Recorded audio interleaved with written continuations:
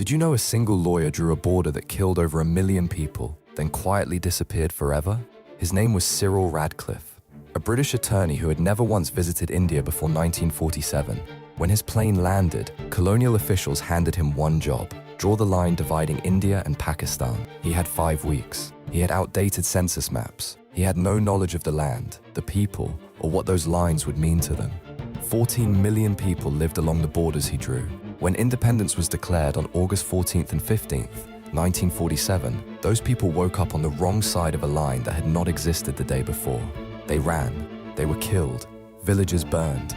Families were torn apart in what became the largest forced migration in human history. Radcliffe never saw any of it. He burned all his working papers on Independence Day. He refused his payment. He left India and never came back. A man who knew nothing about a place was handed the pen to wound it forever. Then he vanished.